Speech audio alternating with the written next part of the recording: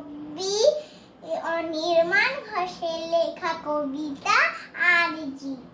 সরস্বতী মা গো, তোমায় একটা কথা বলি, আমি কিন্তু শান্ত খুবই, কথা শুনেই চলি।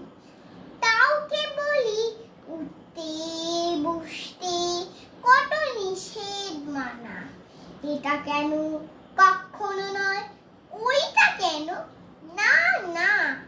বড়রা কি এইরকম সব যখন তখন রাগে, এই ভালো নয় ওই ভালো নয়, শুনতে কি ভাল লাগে, এই জিনিসটা ধরলে কেন ওইটাতে হাত দিলে,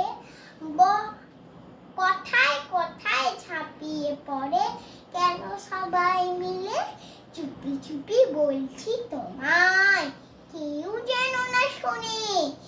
একটু সেদিন গেম খেলেছি মার মোবাইল ফোনে, টের পে মা রেগে আগুন, গেম খেলছো এ কি, ঘুমো এখন।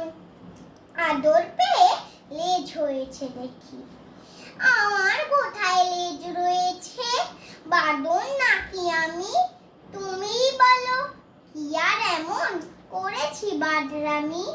সেদিন যেমন খেলতে গিয়ে কাচের ফুলদানিটা টুকরো হতে হুলুস থুলু, অর্থ আছে কি তার, মা তো একটা কাপ ভেঙেছে, কেউ বকেছে তাকে, বাবা বলল ও কিছু নয়, এমন হয়েই থাকে। অঙ্কে একটু কম পেয়েছি, বকলো মা তার জন্য, বলল বিদ্যে হবে না ওর, গিয়েছে উচ্ছন্নে।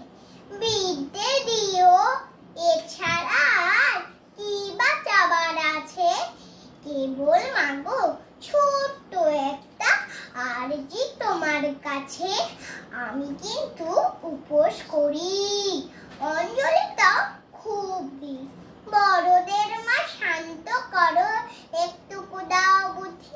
নমস্কার।